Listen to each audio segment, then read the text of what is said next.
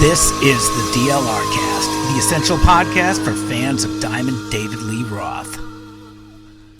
All right, folks, welcome back once again to the DLR Cast, the only podcast by and for fans of Diamond David Lee Roth, and the only podcast by and for fans of David Lee Roth that's made it to 100 episodes. As always, I'm joined by my good friend and partner here for all 100 episodes, the dangerous Darren Paltrowitz. Darren, we did it. This is our very special episode, I guess you can call it. Yeah, real talk here. I'm putting you on the spot here. When we started doing this, did you think we were going to hit 50, let alone 100? No, I mean, I had no expectations. I just looked at it as was going to be a great time talking to somebody I really enjoy talking with. And that's a stance of what it always has been, the bottom line, pardon the pun, and all the bad puns that we tend to throw out this way. I figured we would just keep going. And if it was 30 episodes, it was 65 episodes. It's we certainly have had no shortage of things to talk about, even at times we do have a shortage of things to talk about sometimes. Yeah. So, I mean, going back, this was started during COVID and the lockdowns and all that. Our idea to do this started and came up before all that. It took a while to get off the ground, but we've been doing this for so long that us talking about losing Eddie was what, like 50 episodes ago? Yeah, I've had to go back every now and then and go scroll through the episode list and go, wow, okay, that's now 2 years ago, or wow, that I forgot that happened. And we're just still rolling along. Well, we're certainly thankful for the audience we've built here because it seems to be extremely consistent. And we know from talking with some folks directly and meeting some people and getting some feedback. Exactly. So when you think about, where we were the 3.5 to 4 years ago when we started this podcast, we lost Eddie again, which couldn't be sadder in some respects. And at the same time, you go, well, things were a mess in Dave's world 3.5, 4 years ago, where we didn't know what was unreleased and what was going to happen. We didn't know what was in the Van Halen archives. Dave and Sammy were fighting. We didn't know if we were ever going to see a tribute show or another tour. There's some things like that where you go 3-4 years have gone by. We're still in the same place as we were when we started the show. I was going to make a crack over the fact that metaphorically we've lost Dave, but yeah, at times it's weird that we've seen him come back and forth with the podcast a few times. And, we're taping this in late June 2024. And it was like a month and a half ago when he came out with that Dell PI stalker thing where he said, I'll be back, every day with an update, that kind of a thing. And then we never heard another peep. And it was never acknowledged as ever having again. And I don't know if he did another podcast after that, but since then we're getting the cover songs again. And then the Van Halen re-records, that just kind of stopped out of nowhere with the unveiling and started getting deleted. And so it's you could argue he's in a weirder place 3.5 years later than he was when we started the show.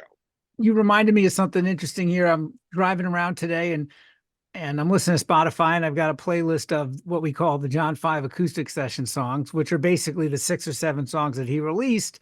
Yeah. And we're going on about 2 years ago when there was all that excitement, when all of a sudden they were dropped in almost with some regularity, wondering if we were going to get the full album. What was this all about? And then that just stops. Yeah. Roughly a year later, the re-records come up.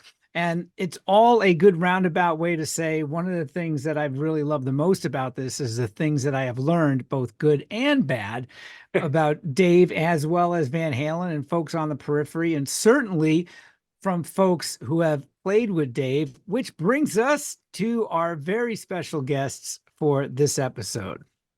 Repeat guests for me.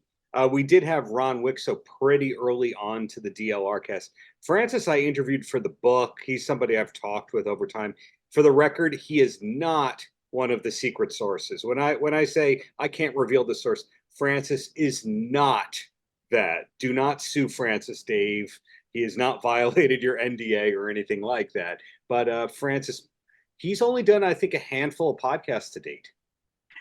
It's interesting, too, because one to get both drummers. In Yeah. fact, I was thinking of something today. I think by your count, Dave has worked with maybe 30 drummers or so.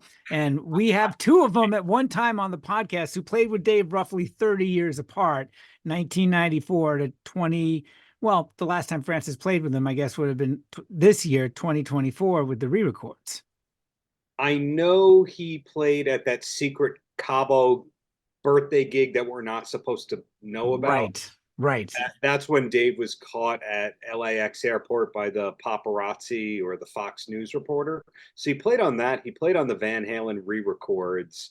I'm not sure if he did anything with Dave after that. There's some things. If I want to talk with Francis about pizza, I can. If I want to talk about family, I can. But I just generally don't bring up Dave stuff to him. I don't want to get him in trouble. I don't want to cost him future work or anything like that. But for all I know, the last things were either the Mexico or the re-records in the studio with him, Ryan, and Al Estrada. You reminded me of a bunch of things I wish I did ask you, but we got some real information from both those guys. We got, and a couple things that I did not know. We won't, no spoiler alerts here in the intro, but in particular, Francis talking about just how much they rehearsed for what turned out to be the canceled Vegas shows. And Ron had some good feedback and some things that if you're new to the podcast and you didn't catch Ron the first time around, say 50 episodes ago, maybe, I'm not sure. This will be Right. new to you, but it was really interesting. Super nice guys, super cool guys. I always love to see anything. I always say it behind the curtain, but behind the mic, behind the curtain, the things that most people are not privy to hear stories about how the sausage was made. I always dig.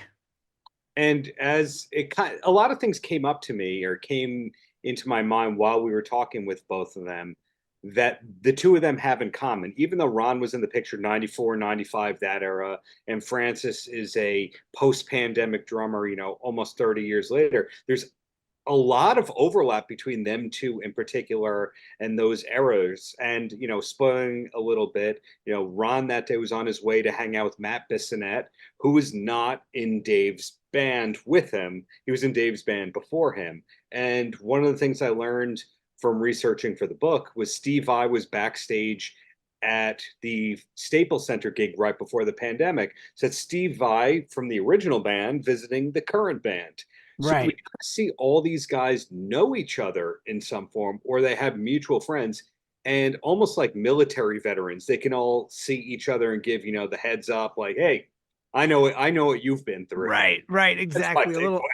A little wink and a nod, and they know. Yeah, so you know, I think it's a great conversation that you'll pick up little tidbits about who managed Dave. There was a thing or two I learned on that end and what it's like. And, it's pretty pleasant, positive conversation where you get me in rare form not criticizing Dave. Another reason why it is a quote very special episode. Yeah, and in scheduling this episode, there was a couple of other people from Dave's band over the years who wanted to do it, but last minute were not available to do it. But never say if enough of you folks like this roundtable format, we'll do it again in a couple of episodes if you want it and Steve wants it. Oh, I absolutely want it. I love having these conversations, and certainly enough. There's probably guys we can go back and look at who might warrant a second shot here, if you will, and another conversation. And certainly there's folks we haven't talked to yet Oh that yeah. we would love to talk to, and I know you're always working on. I'm not gonna predict we're gonna make it to episode 200, but we're still rolling along. We're all rolling along over here. So, the last few episodes since then, the Tommy Two-Tone cover happened, a couple of weird going back to Cali videos. I really just don't have much to say about these ramblings and covers. I really have to be honest. That's not what keeps me loving Dave or Van Halen. It's what the fans keep putting up on YouTube. It's with Ramses, who's still selling his prints online. It's what he's putting up. It's that My Collection site just unearthed the Van Hagar show, I think from 93, I think. And Rhino Records has that 91 live show coming out. That's what keeps me loving Van Halen. If I can add one more thing, one of the Facebook groups unveiled the video MTV was showing in '96 after the VMAs, the Welcome Back Cotter to Welcome Back Dave. They Okay. unearthed that in the last day or two. That is what's keeping me going, not Dave's content. Right, right. I mean, I guess what keeps me going is the possibility of surprise that even though I wasn't too crazy about the Tommy Toon Tone cover Yeah. a couple of weeks ago, and I threw up my hands and went, "Well, put out the Steely Dan cover for God's sakes." That's what keeps me going is the possibility of what. Listen, the odds are good. I'm going to be disappointed. It's not going to be nowhere near what we'd like to do. Well, the odds are extremely good. I'll both be marginally disappointed and majorly confused Yeah. as we often are about why Dave's doing what he's doing. And I do fall back to the fact that, well, hey, he's doing something, even if it is a bit odd at most of the time. For me, it always comes back to the music. I mean, here's a real quick anecdote. I'm working out the other day, and all of a sudden, what pops on my playlist that's mostly hard rock stuff, 40 Below from A Little Ain't Enough. Yeah. Which I think, if I remember correctly, when I had the cassette, was the first song on side 2. It just sent me right back, and I realize every now and then a song will pop up, or I'll just go, "Damn, that's a really good song." Not enough people heard that song. That's a hell of a lot of fun. I don't know what 40 Below is all about, but I love the lyrics. I don't necessarily know exactly what he's talking about there, but I love the playing. I love the lyrics. I love the vocals on it. So yeah, what comes around goes around, I guess. Still rolling around. That's going, and forgot to mention, A Different Kind of Truth is back on streamers. Yes. Oh my goodness. Which, after a very odd rollout, to which a journalist that I follow on Facebook, Mitch LaFon out of Canada, posted one day that it was back up. And yet all of a sudden, so I immediately went to Spotify, and he's in Canada, and followers from around the world. And typical fashion, was it available right away here? You had people going, I got it on Amazon. I don't have it on Spotify. It's on YouTube Music. Yeah, but not in England. But no, it's over here, but it's up in Canada. It took 3 days for it to finally roll out. I'm like, these guys will fuck up a 2-car funeral. How do you just put the fucking album out on the streamers? Indie bands do this all the time. You and I can record an album. Shit, we have an easier time putting our podcast out on all the platforms than Van Halen does putting out a goddamn record on all the streamers. Yeah, you summed up something that I was going to point out, that I started getting messages from people listening to this podcast and seeing like Mitch LaFon and all them going, it's back. And they were showing screenshots, and some of them had the bonus tracks posted, like the downtown sessions, which we still don't have in the US. Right. I understand why you would have to hide that from the US. That would be a great addition that people would be happy to hear, because that was a great production. That's not up, and it wasn't up within, I'm going to say, 36 hours in the States, or for me at least, within the postings. So meanwhile, TuneCore, if you and I record a track, we could probably have it up within 3 hours of uploading. if you and I post this podcast, I think it's usually about 20 minutes that Podbean has it out to Spotify, Apple. So you would think that Warner Music Group would have just a little bit of an inroads with the DSPs. So I'm glad it's back. It's weird. There's no bonus tracks. No, it just, weird. I mean, naturally it comes back out with major hiccups. I mean, I just had to crack up. I'm reading all those comments. You and I were both reading the same person on Facebook, apparently. And it's just, I'm scrolling through 100 some odd comments off and on during the day. And I'm like, this is hilarious. But adding to this whole thing, rewinding, the whole Wolfgang drama and Dave stuff was 4 or 5 months ago. It was really early 2024 stuff. And Dave's whole retort is that the album failed and, he doesn't want it out there. And I'm like, it came out. So did he really have to do that whole piece of drama if potentially it was going to come out again in a couple of months? Because that was him basically saying the album failed and I don't like it. And then it comes back out. So he goes, so you have no control over Van Halen? Is that what we're hearing now? Well, I also think, do you really believe that part of the reason why it didn't come out was because Dave doesn't like it? Yes. Really? I do. It's a great fucking record. I love it. Now, one of my sources who I'll eventually, when he says it's okay to out him, was around at that time and said Dave did not like that album.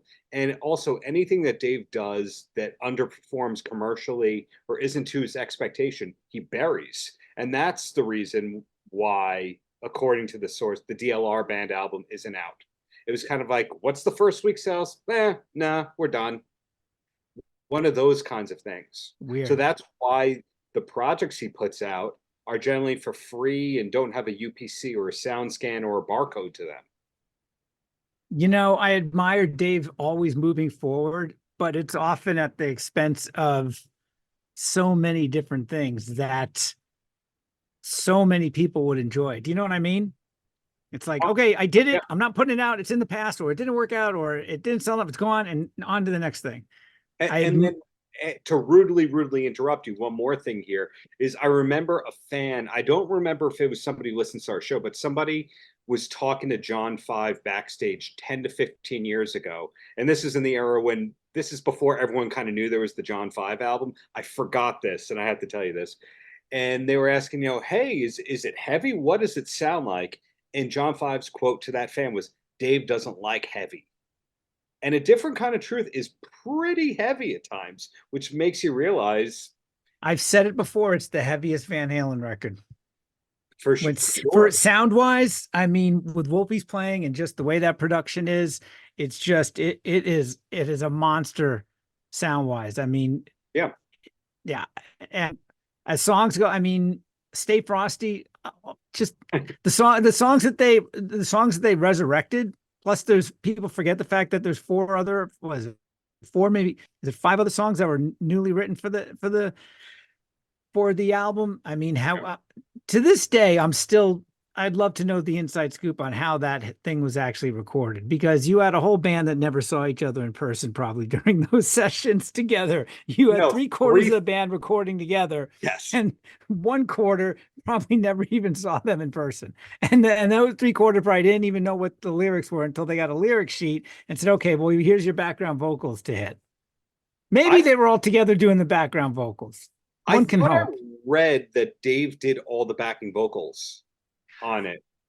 And that's why the vocal harmonies sound different than they normally do, because he tracked his vocals separately from the rest of the band, separate team, separate producer. And that's part of why Ross Hogarth, the engineer, told me something like, I have fond memories of the record. Eddie's like family. Dave made that record very difficult. So I thought, yeah, I mean, I do remember you saying that before. And I can't tell you I can hear fully 100% other voices besides Dave in there. But yeah, I mean, it wouldn't surprise me, especially in the fact the way Dave over the years, and we've talked about this before over the last couple of decades, has used his voice more and more as an instrument with multi-tracking layers, little blips and background stuff and yelps here and there and adding a different harmony. When a lot of those records, some of those songs, you go back and you listen, especially on A Different Kind of Truth, you go back a little bit further, you can hear some of it on the Diamond Dave record. I think it's not just the vocals and background vocals with the occasional yells before the chorus. It's a lot more refined. There's more to it. There's more tracks. That I definitely hear that on A Different Kind of Truth. The Japan era, I think, is when all what you're saying started happening. The vocal interludes, there are the a cappella vocal percussion interludes that he had for Raw Show. And then the a cappella Happy with Take Six or whatever the a cappella band was that he tracked around then. For some reason, he got way into the voice as an instrument around then. But then again, he also got into the blues guitar thing around then. Right. She also supposedly piano. I don't know. Somewhere, let's start this rumor. There's an album in the vault where Dave is basically doing Bobby McFerrin with an old school acoustic guitar. I would not be shocked if he covered Don't Worry, Be Happy. But when you mentioned, how he was, when you were just saying in Japan, how you would hear that rhythmic stuff with his vocals and the background Yeah. to so many of these different podcast episodes we've heard, that's what I'm thinking along those lines with that McFerrin did way back in the 80s. And so many other people have done over the years. So Davey McFerrin, that album, we have confirmed that exists. Diamond McFerrin, yes. Headlined by Dave White that says, DLR cast confirms existence of Dave vocal a cappella album. There you go. Well, the bottom line is, again, 3.5, whatever years later, we've talked to a lot of people, but there's a lot of more people who we need to get the story from. We still don't know what's in the archives and unreleased.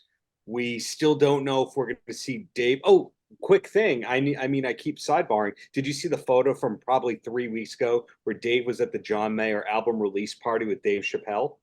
What? Yeah, a photo just. How did this not come up on my radar? Now I got to find that. It didn't get widely picked up, but he was in the overalls with Chappelle, a photographer friend at the John Mayer album release party in LA. And that came, just a few weeks after he declined to be on the John Mulaney Netflix thing. And we were saying, well, it's because he doesn't want to be on camera, but he's willing to take that photo, which got out. Those damn overalls. I wouldn't be surprised if he was at one point in time going to merchandise the overalls. If I look through all the trademarks, Dave-overalls, Cover Daves, if he was going to have his own line of that and go, Sammy has his tequila, I have my coveralls. There you go. I just found it. Obviously, this is audio only, but there's Dave there with a miscolored tooth, it looks like. Yeah. Next to Dave Chappelle, doing that sort of weird grimace sort of grin thing that has been his stock in trade the last 10 or 15 years with the photographer. John Mayer's album release party in Hollywood last night. But wait a minute, hold on. This was back from 2021. Oh, is it? Yes, I was going to say, wait a minute, what Mayer album? Okay, so this must have just resurfaced, but this photo is from 2021. Okay, so you just corrected my fake news right there, because one of the Van Halen Facebook news people said Dave spotted, this week at blank. So that is an old photo. So I'm back to we have not seen him in years. We're back to that. That's where we're at. Yes, indeed. 2021. So the DLR cast, the only podcast where we pick apart what the other host has written in live time. So to update my thing, not only do we not know what's in the archives, we don't know when we're going to see Dave next, and we don't know what he looks like at present time. Correct. And this is the end of the intro for episode 100. Folks, enjoy two David Lee Roth drummers, Ron Wikso and Francis Valentino. We had a great time talking to these guys. Thanks as always for tuning in here. We do appreciate it. We wouldn't be doing this if no one gave a damn about it. Actually, maybe we would be, because when we first started, no one gave a damn except for you and I. Yeah, slow and accidental steady growth kept us going. But seriously, anyone who's still listening to this nonsense, this episode and this podcast in general, thank you for doing that. That means the world. It's a pleasure to be speaking with everybody. Everybody knows each other, but doesn't necessarily know that they know each other. So, Ron, I think I was telling you in email that Francis was practicing on some of your gear that you did not know had gone missing. Francis, can you clarify which gear this was? Yeah, evidently it was like mostly sticks. There was like a ton of sticks there that they sent for years, and of course their move was to save money, and we used those for 6 months. So wow, that's funny. I didn't know that. They must have gotten left in a road case or something. Yeah, we just dug it out. Were they the rim shot sticks with my signature on them? Yep. Yeah, okay. That's funny. Well, that's how you'd know they were mine, I guess. Yeah, so to really date and age everybody here, Ron, you played with Dave in 94, 95. And Francis, you were doing those rehearsals with those sticks in what, 2020? 2021? 2021. Yeah, it was So the big takeaway is They Ron kept those Wikso sticks are durable. They last 30 years. That's well, I mean, I still have some of those sticks. That company unfortunately went out of business. I was an endorser of theirs from about 86, I think, till not that long ago, like probably 2020 or something like that. And now, since they went out of business, now I use Innovative Percussion. But yeah, that's wild. And to throw a proper question at Ron, you were telling me over email that today you had to go see a David Lee Roth sideman, a fellow sideman. That was part of your agenda for today. Is that still the case? Yeah. Later today, Matt Bissonette, who's a good friend of mine. Both Matt and Greg are, I've known them both since the mid 80s. And of course, they both preceded me in Dave's band, and Greg was actually the one who recommended me for Dave's band. And Matt and I have done a whole bunch of things together. We did a session last year together, and sometimes we do remote sessions, where we play on tracks and send the files back and forth or whatever. Anyway, he's playing with REO Speedwagon now, filling in for their bass player, Bruce, who had back surgery. And I don't know when Bruce is coming back. So Matt is, I think, doing the whole tour. But anyway, I'm going to go see Dave Amato, who is REO's guitar player, and I have been good friends also since the 80s. We worked together with Cher and a bunch of other things, and toured together. When I was in Foreigner, we toured with REO. So I know those guys, and so I'm going to go see them. And Matt, so I'll see Matt, at that show. In fact, I was texting with him last night. I said, "Hey, I'm going to see you tomorrow," and he goes, "Oh, you should sit in."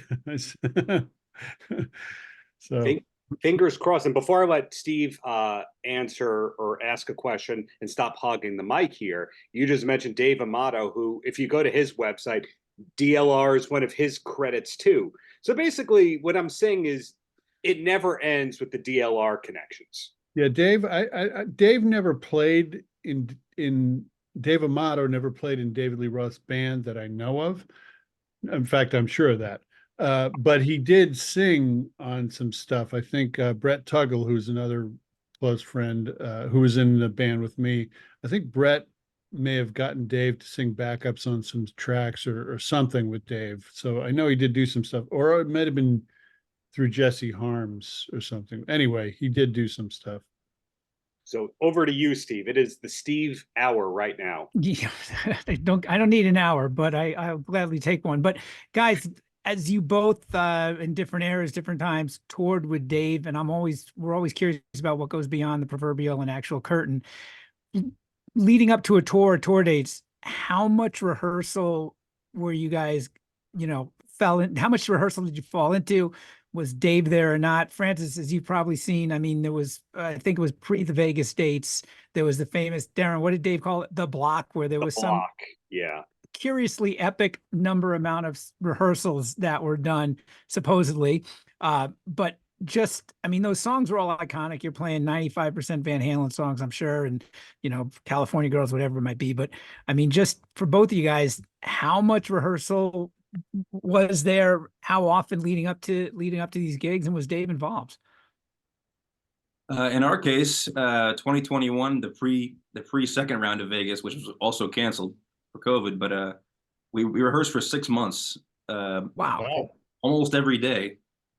I think we clocked in at 76 rehearsals. Woo.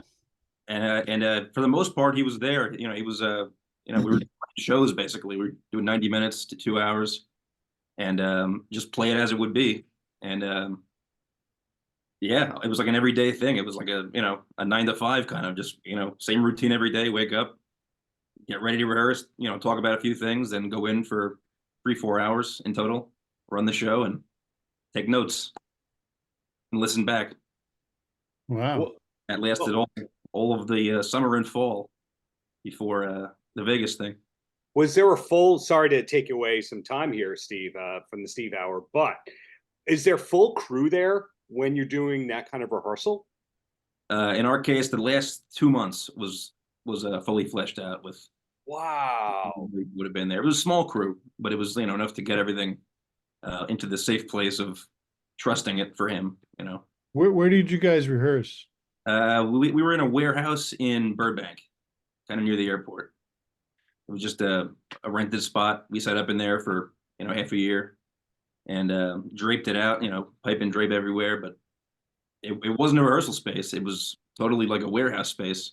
There was a forklift in there. So, but Were you put up in like an Oakwoods type corporate housing things, or were you sleeping on Wheeler's couch? there was a little bit of Wheeler couching for a little while, but then I moved into a small Airbnb out there just for a, you know, the smallest place I could find, honestly, just a crash pad to be present, because I'm from New Jersey, so I was out there, you know, kind of like on loan for the time period, so I had to kind of figure out where to stay, and that's what I did. Well, Ron, knowing what I know, when you were doing double duty and touring with the Storm at the same time that you were rehearsing with Dave, and you're doing mornings and nights, it sounds like you had a similarly chaotic living situation in your Dave era. Well, okay, so my experience was not really what Francis had. So I joined the band in January of 1994, and first thing I did was I, you know, had to audition. And the audition was just me, Terry Kilgore, who was playing guitar at the time, and Jamie Hunting in Dave's basement. And unbeknownst to me, Dave was upstairs listening.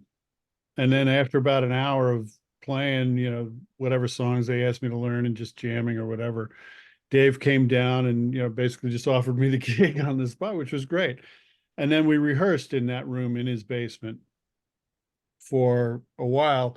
But in the midst of that, as you correctly recall, I was flying back and forth to the Bay Area doing gigs with the Storm. So I would rehearse with Dave. I don't remember what time, but you know, it was during the day, you know, maybe like noon to 4 or something like that, or 11 to 3, I don't know. And then I'd go to Burbank Airport, fly up to the Bay Area, do a show with those guys that night, and get up in the morning, fly back and go to Dave rehearsal. But also what happened in the midst of that was the Northridge earthquake, which was in, if I remember right, January 17th or something like that. And that kind of threw a little wrench in the works for a couple of days of rehearsal. So and then after a little while, we moved to, I don't remember which, it was a rehearsal facility. It might've been, I just don't remember. It was big enough that they were able to invite people for like even though there were rehearsals, but kind of like, you know, invited guests could come and watch rehearsal. We did that once or twice. And then we did, then we basically, I think we rehearsed, it wasn't more than a month, probably month, maybe 5 or 6 weeks, something like that. And then in the midst of that, we did a show at Capitol Studios for Westwood One, which became a record, which we didn't know was going to become a record. That's right. It became the nightlife record. Yeah. But it was a live radio broadcast, and they had, you know, there's room in there to put like 50 seats or something, which were contest winners, I think. And the show went out live on Westwood One. And that happened like kind of in the middle of all the rehearsing. And then we went to Hawaii and did something at the Hard Rock with Pamela Anderson and Pauly Shore hosting. It was like a video. That's a Fox show where you Yeah, lip syncing to She's My Machine. Yeah, we played She Was My Machine, but we were lip syncing, you know. In Hawaii. Yeah, we got to go to Hawaii for that. Oh, the other thing that happened in those rehearsals was originally he was going to do it as just guitar, bass, drums, and him. But then, you know, eventually he figured out that we really needed Tuggle. So Tuggle came in and, you know, played keyboards because we had we were doing Jump and Just Like Paradise and Just a Gigolo and all that stuff. So we needed all the keyboard stuff. And plus Tug's a great singer and he'd had so much experience with Dave already. So he kind of became the de facto musical director, you know. But anyway, so my rehearsal experience was quite a bit different than Francis's. Tug, to make it small world, to show how the different eras of Dave's band are connected. The person who was playing drums before Francis, Mike Musselman, was or is best friends with Brett Tuggle's son, and that's kind of how he got the gig. And at that moment, really? Brett was in that band at the beginning of that, before Danny Wagner, I think, took over. Yep. So you got to know Danny Wagner, right, Francis? Yeah, really, really well. He was like my pal on the road for the brief time on the Kiss tour.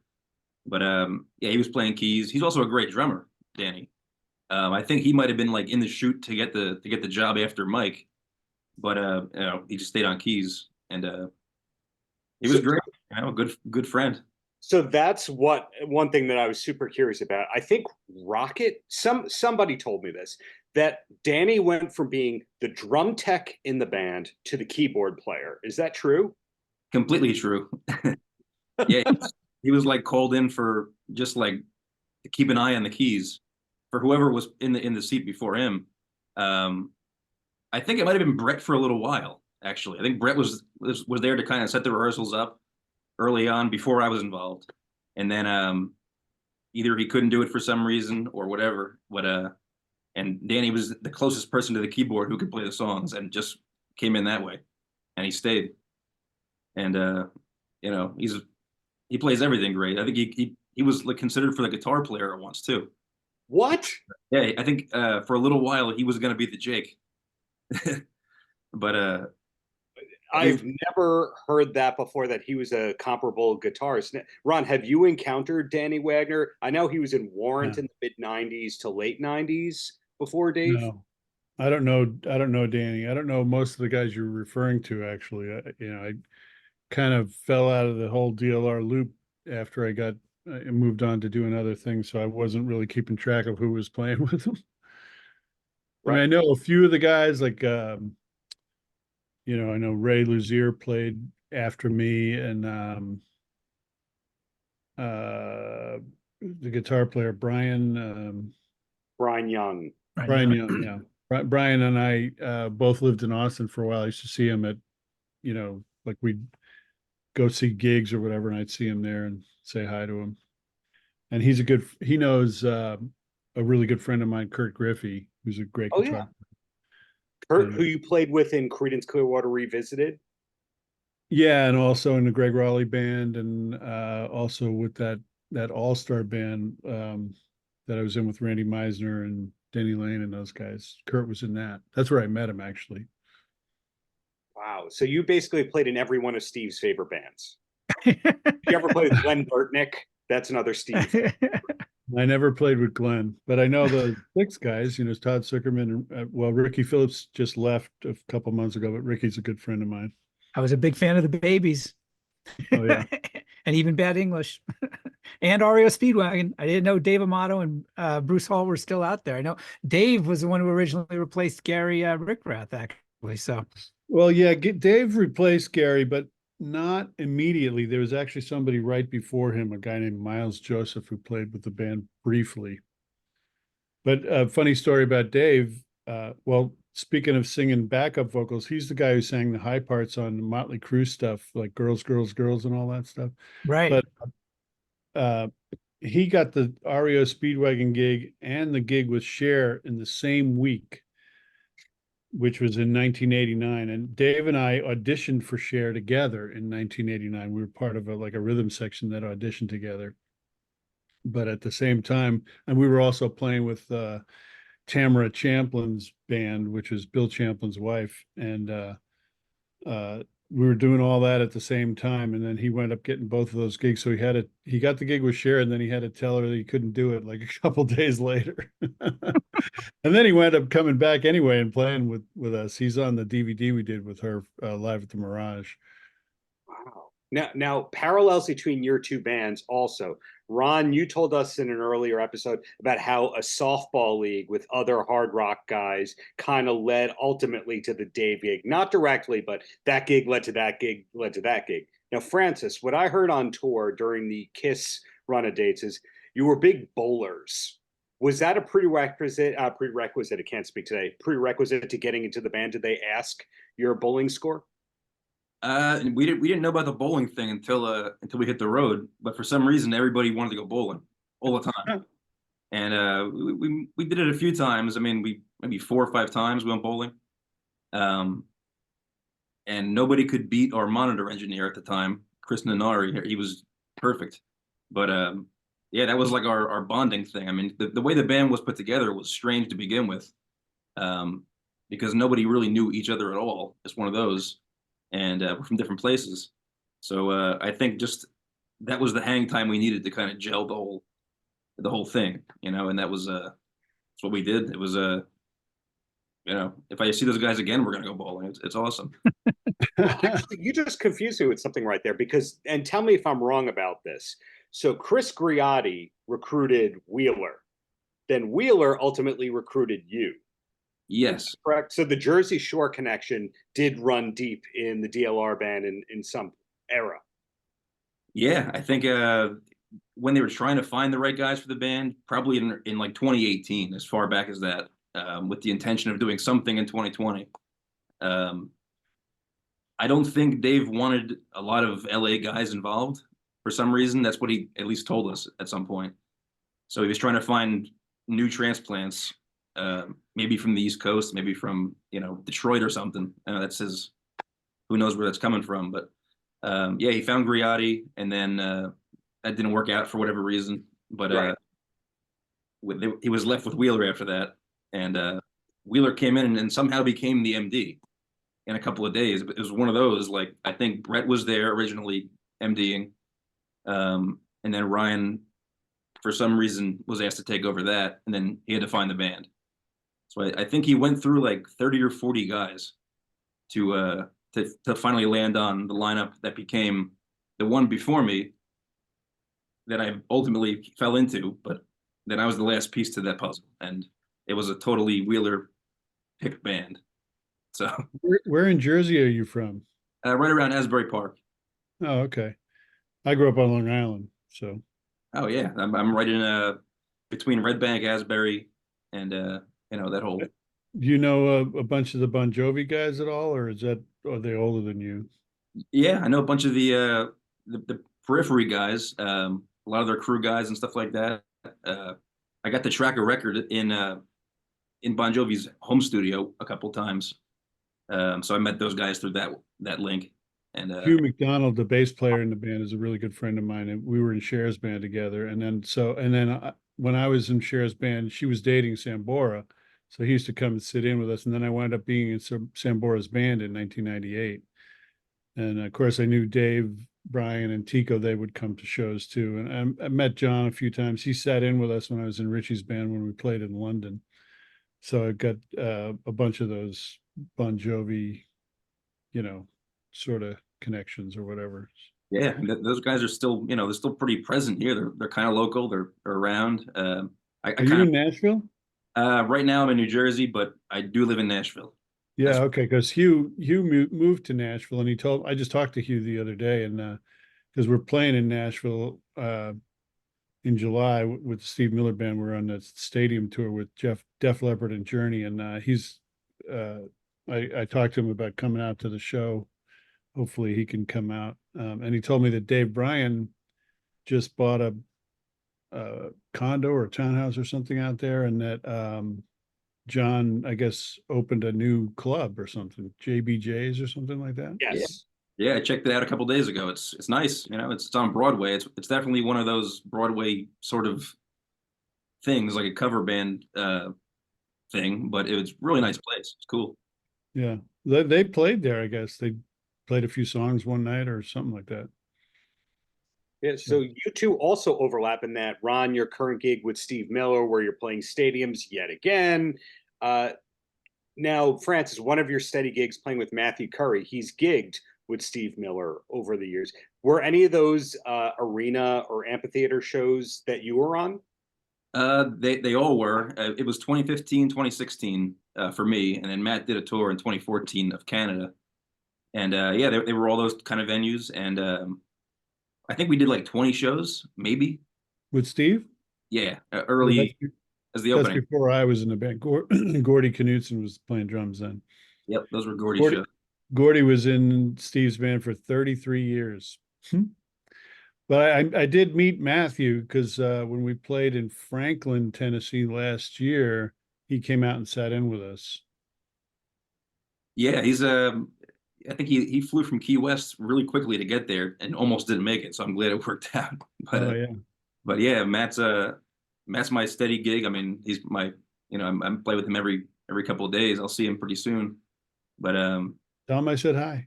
I will definitely, and we say hello to the whole Steve camp too. We miss you guys. You know. Oh well, I'm sure we'll see you at some point. Yeah, we'll pop And in. then Frampton is another artist that I believe you toured with Matthew. Is that correct? Yeah, did several shows with him, and again, before I was in Matthew's band, he did even more. He did, you know, a whole summer with Doobies and Frampton.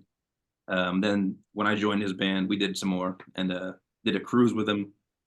And he's been great to Matt. He's the nicest guy in the world to Matthew. So that's a nice kind of mentorship thing. They if we're ever on the road, we find that they're playing in 100 miles around us. We go see them and pop in, and they take care of us and let us eat their food.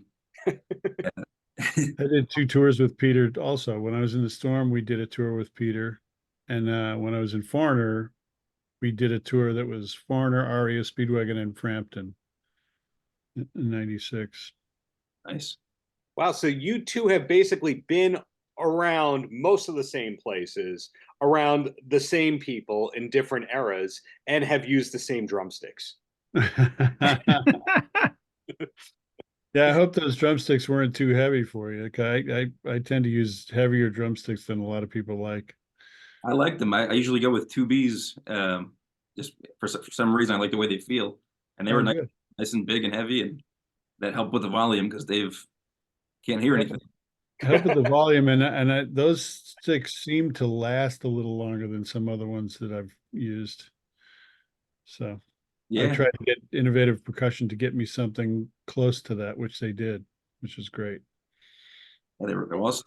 They actually, in fact, I didn't really break that many in all those rehearsals. I think I was probably using your sticks up until the last month, so about 5 Wow. months Wow. of use. Well, I'm glad you got some good use out of them. Yeah. Francis, was there any leftover gear from Michael Musselman when you were starting? Yes, there was a little bit that was off limits, rightfully so, because the way that happened was again, for whatever reason, I'm not privy to it. Right. He did the first show of the Kiss tour, and then I came in and took over. But yeah, his kit was out there. His whole kit, everything, was with us for about 2 weeks before we shipped it back to LA. So I used as little of his stuff as I could, and we found our own stuff for the rest of the tour. Nice guy, nice guy. We'll eventually have him on this show again, to say the least. But Ron, you know, another thing that I can tie together between you and Francis is, Ron, your tenure was before Dave's first Casino Vegas run. Yeah. And Francis, you came on right after the Casino run of or the intended Casino run. So Vegas plays a role in both of your Dave tenures. Yeah. So, You know. so Ron, did you have any inkling that he was going Vegas in '95? No, I did not. When I played with Dave, we did a pretty extensive tour. We were out most of the year from I guess we stopped in October or something, but we went to Japan, all over Europe, all over the North America. But it was all, just, rock shows. It wasn't a Vegas review or anything like that. We did play Vegas, but not, we just did a gig there. It wasn't what he wound up doing. Yeah, because he used an entirely different band for that Vegas run, and Yeah. as we know, it could be a revolving door band. But you lasting, a year and a half or something like that, that's a long time in Dave years. And I'm not saying that to knock Dave. It's just he's known, and this is a compliment, he's known to be harder on the drummer than anyone else in the band. So when you last that year and a half, you did well. Well, Dave is he's a unique guy. Of all the people that I've worked with, he's I don't know. I don't know how else to say. Just he's the most unique of everyone I've worked with. He's he's got a whole other approach to the world than everyone else I know. The Best the way dr- I was gonna say the drummer thing is curious because Darren, I can't remember what number you arrived at, but we did try to do the math and figure out just how many members have been in Dave's band over the years. And by far the drum seat was taken by more people than any other instrument. And it's oddly curious, but I guess what Darren said, tends to be harder on drummers, but you guys made the cuts. But on a brighter note, now you mentioned the Journey tour with Steve Miller. Isn't Todd Jensen in Journey now, Ron? Yeah, he is. So another Dave guy, and I think Yeah. Todd was Dave's tour manager on the first Van Halen reunion tour as well. Todd Jensen? Yeah. Really? Todd from Hardline and Journey. The word is he was Dave's assistant and tour manager on that era. I had no idea. I'll have to ask him about that. I never would have thought that, but yeah, he's,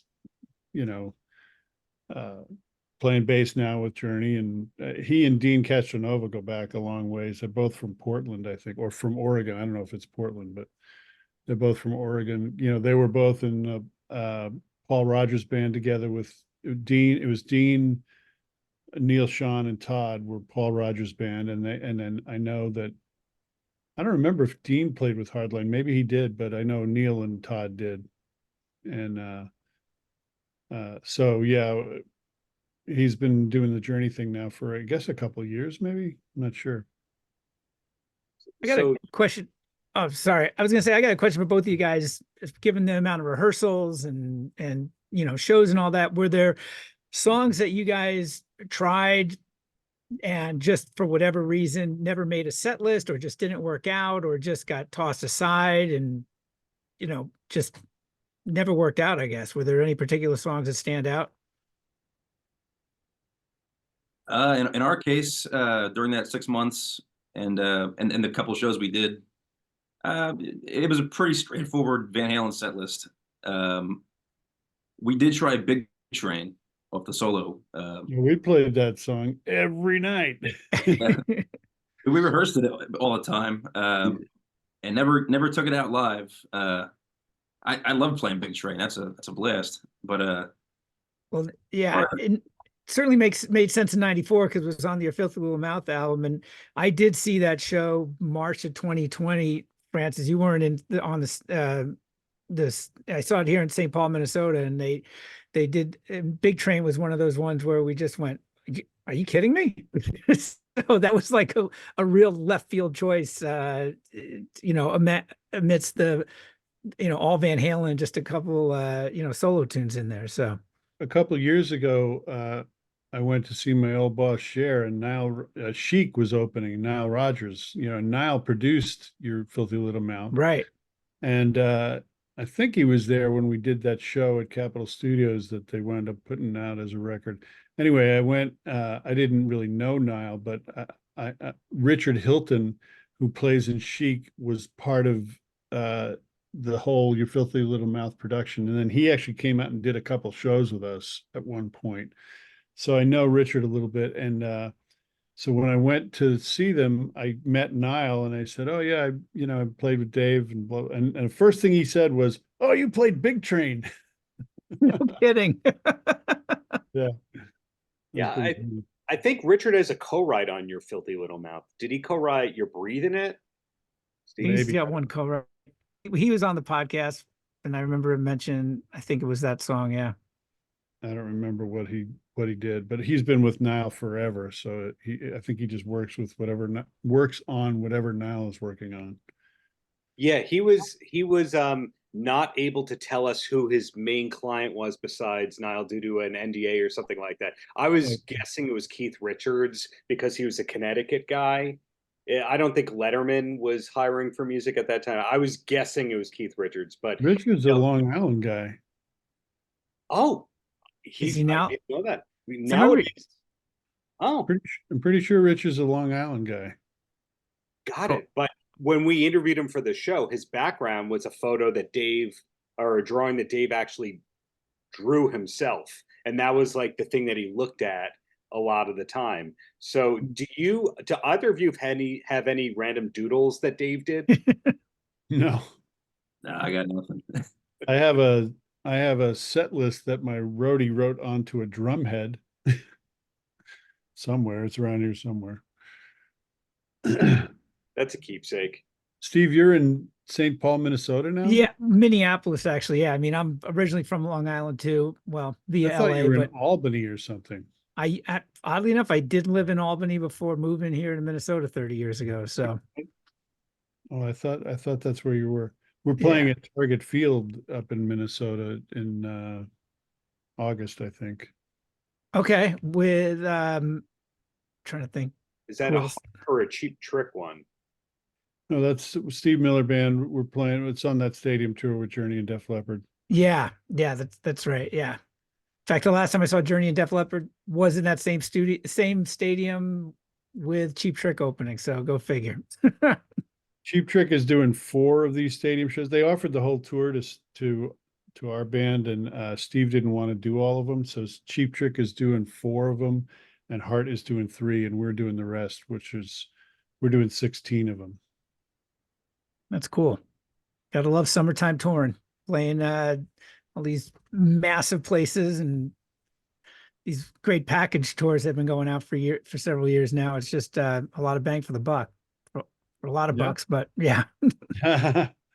Well, something you said earlier, Ron, piqued my interest when you said that you had played on sessions, remote sessions with this person and that person. Is that a lot of your workload these days besides Steve Miller?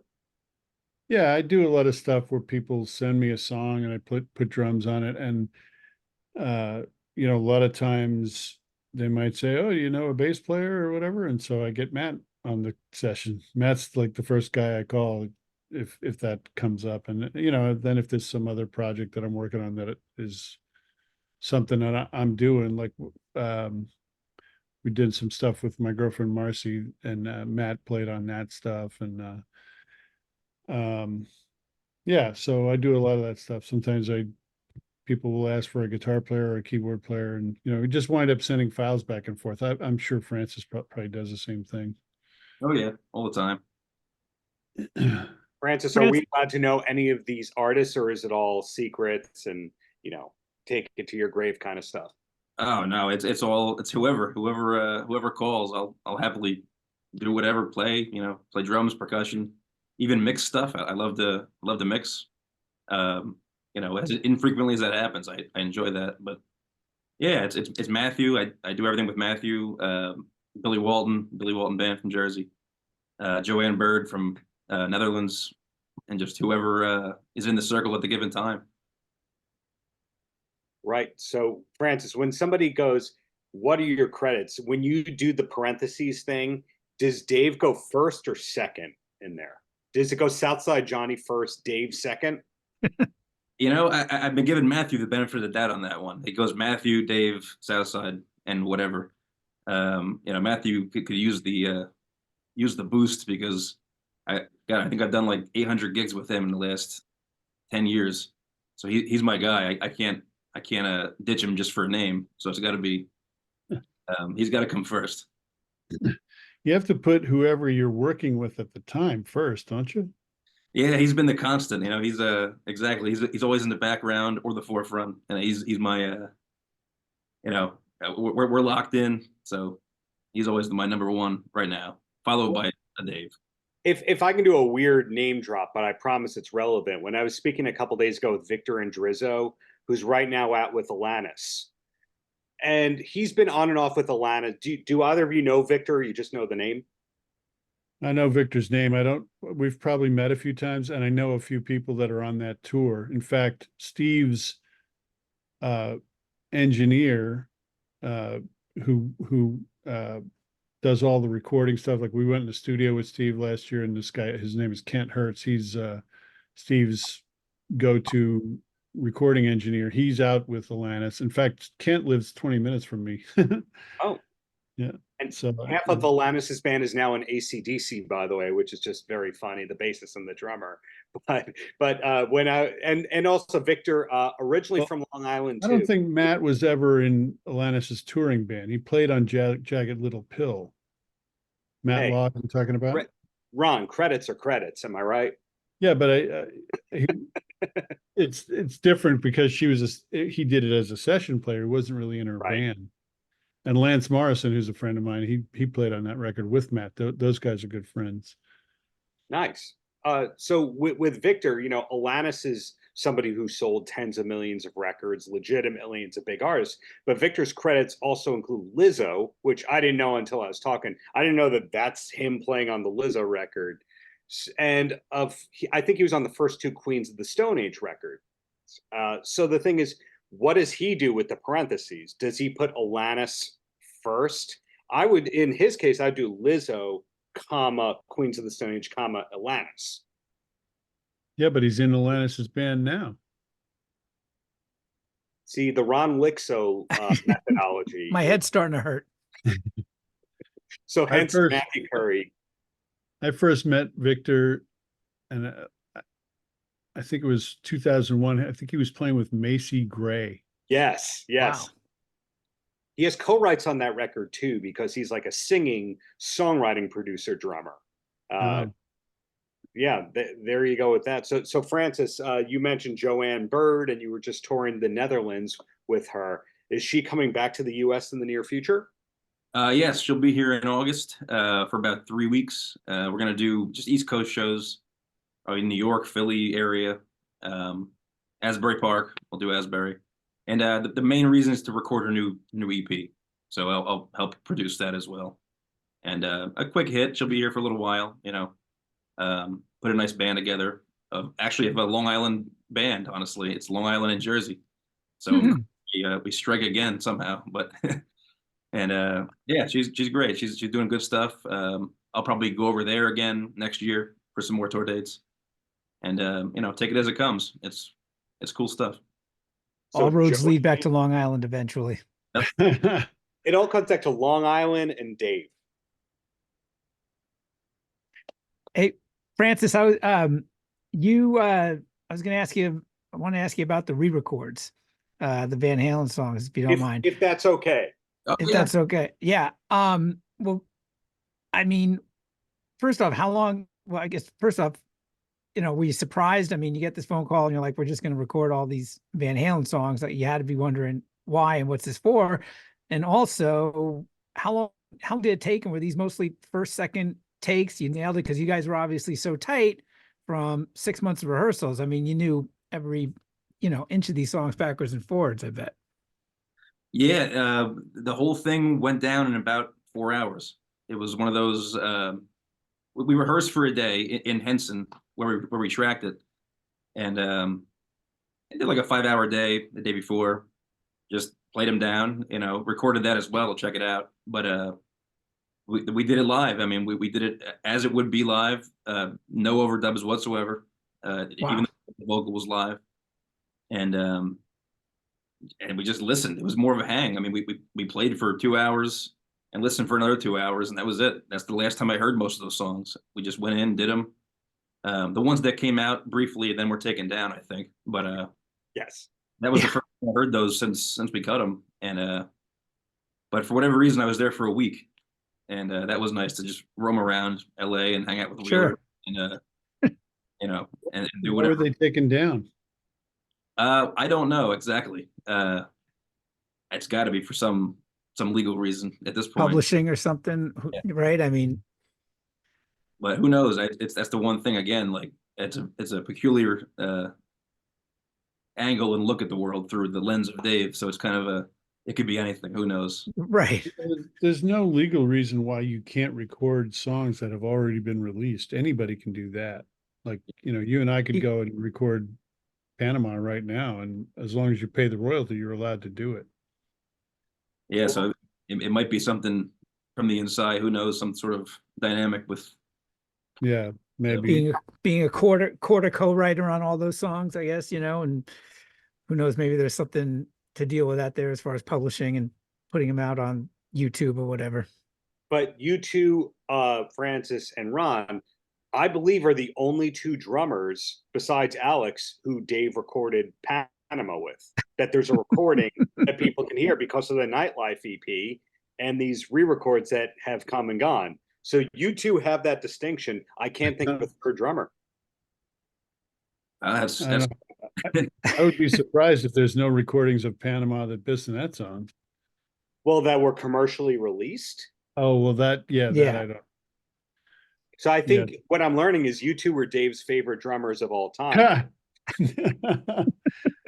who can say? It's a mystery.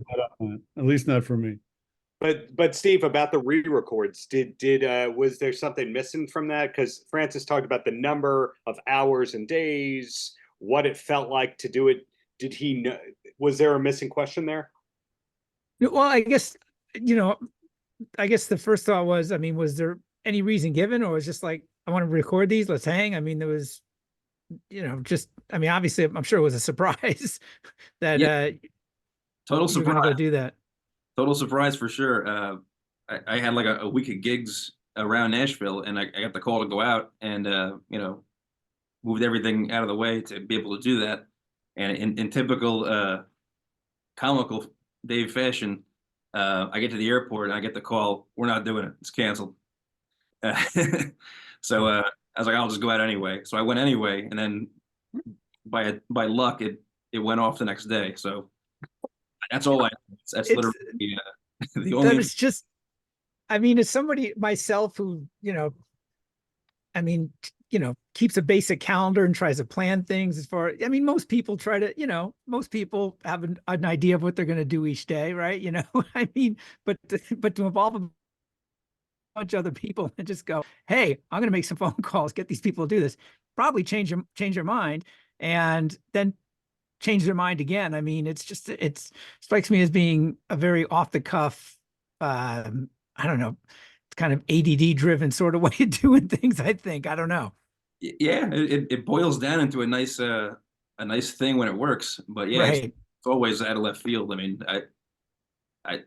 The whole thing's been like that, which is fine with me. I'll take it as it comes, Sure. But there's no deep calendar at all. It's just right. We got an idea. Let's get together, or not. Right. And try to. And what's the plan? There is no plan. Well, that's essentially the plan. So we're prepared for that. We've learned that Dave's marching orders generally come from Jerry and that team. Ron, when you were getting marching orders from Dave, was that coming from Ed Anderson? What do you mean by marching orders? Like, hey, this is the tour. This is what we're doing this time. This is what you have to do. I'm curious about that kind of thing, because sometimes when you have a tour manager for an actual manager, things run differently than, let's say, if you had an Irving Azoff type. Well, when I was in the band, Eddie Anderson was not any kind of a manager. He was just really Dave's assistant and security guy. We had a tour manager. His name was Mike Andy. Everybody called him Coach. He was this giant, looked like he just came off the football field or whatever. And their management company was, or Dave's management company was called Hard to Handle Management. And was that a dig at Pete Angelus? I don't know why they called it that. That's just what the name of the company was. I'm to rudely interrupt here. Dave's management company is called Hard to Handle, and that's a few years after he parts ways with Pete Angelus. Is that a dig? Yeah, but they weren't. Dave wasn't the only client. The two managers at the time were Steve Barnett and Stuart Young. And Stuart managed AC/DC, and then the two of them managed Foreigner. So after I left Dave, I joined Foreigner, and I had the same management company. And there was some other people too that they managed, and they had offices in New York and London, I think, at the time or something. So to answer your question about who did I take the marching orders from, it was whoever, as far as the tour, Mike would give us the itineraries and all that stuff. And Steve and Stuart, I didn't talk to that much. Occasionally I did, Steve was in Japan. I saw him there, and they would come out to different gigs, so I'd talk to him occasionally, but it wasn't, I didn't have a lot to do with him. And Eddie was just kind of like, he did whatever Dave wanted him to do or needed him to do or whatever, I guess. So he was on the bus with us, the band bus. So. Wow, I somehow Stuart and Steve are never talked about, have totally flown under the radar, because the way that the casual Van Halen fan knows everything is it was Dave and Pete Angelus, then I think Steve Martin, I forget the other person, on A Little Ain't Enough, then apparently Stuart and Steve, then it was Ed Anderson, then we kind of don't know what happened for a while. There was like a so you're saying that Eddie became Dave's manager? Yeah, in the DLR band era, and then that's after the time I was in the band, and I didn't realize that Eddie did that. Yeah, and then there was a bad split, and Eddie has never spoken about that publicly, and he's just kind of been quiet. But what somebody who worked with Dave for a long time told me is there was no more loyal employee in history than Ed Anderson. Oh yeah, Dave. He loved everything about being, Eddie goes back to the early Van Halen days. He was working for them when they did the US Festival and all that stuff. So he's like a long time Van Halen, Dave, whatever you want to call that, devotee. Yes, exactly. And over to you, Francis, as we wind down here. Do you remember what your first exposure to Van Halen was? Oh, I mean, like anything, just I was a little kid becoming aware of it. It was I loved it immediately. I remember that much. I think Unchained was the first song I ever heard, probably when I was like, I don't know, 10 or something. And obviously that just opened the door to loving Van Halen for forever. So nothing too unusual about that. But although you did tell me that Unchained was the strangest or hardest song for you to play as a drummer, is that correct? Yeah, I mean, as Ron would know too, the pre-chorus is a little bit flippy floppy. we never did that song, so I don't really know that one. Another one we never did was Hot for Teacher. I don't know why he didn't want to do that, but we never played that song. Same with us, never touched it. We started the intro one time, and that was, he's like, I don't want to sing this. I don't like this song. Wow. Yeah, we never did that song. And people ask me that all the time. Was it hard to play Hard for Teacher? And I was like, I don't know. I never did it. It made my life a lot easier that we didn't. Yeah, no, it's a hard song to play on drums. Yeah. Wow, that is fascinating that both of you did not play arguably the second most or the most recognizable trademark Van Halen song, which also may be the most difficult as well. I can't top that. Steve, can you top that? I can't. When you mentioned Unchained, France, that was the first thing I thought of. That I know you said that was one of the more difficult ones to learn, and not being a drummer, but knowing that pre-chorus, yeah, that's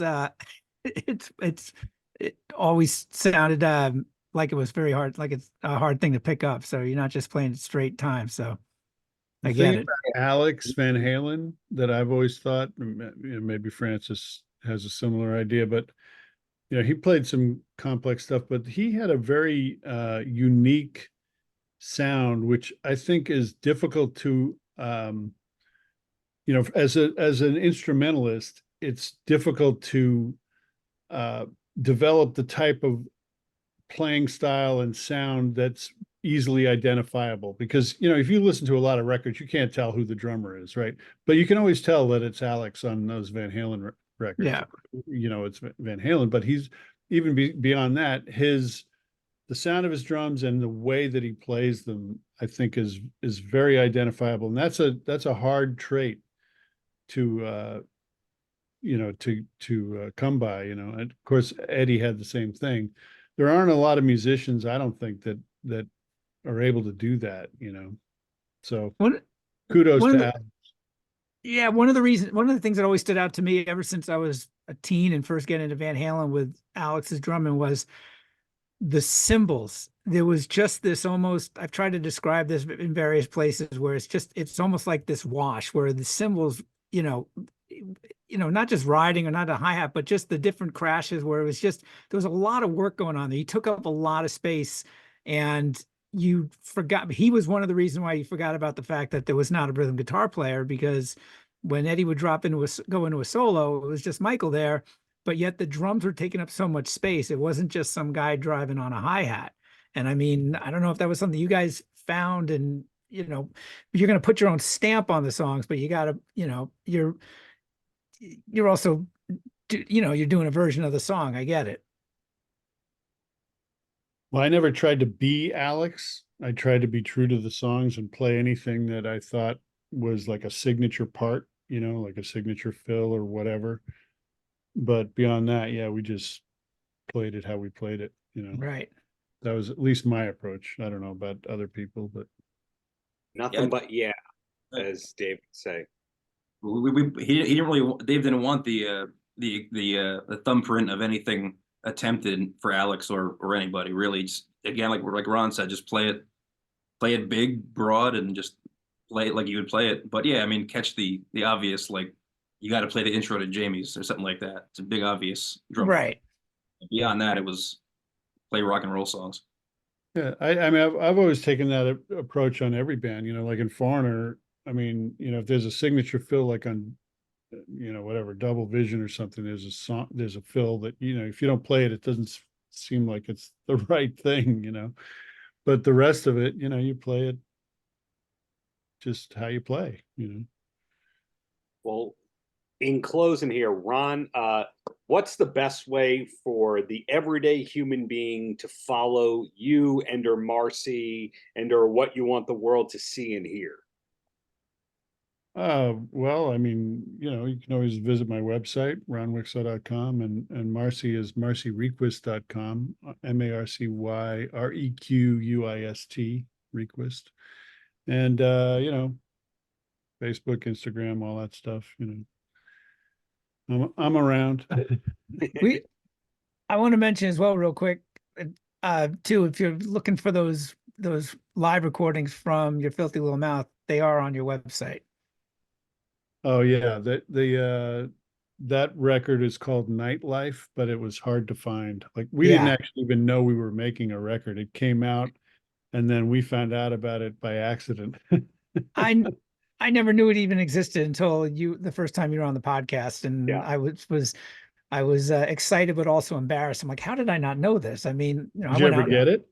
I never got it, no. And I never saw that used- tour live, actually, because where I was living at the time, it never came through. So Did I tell you how we found out about that record?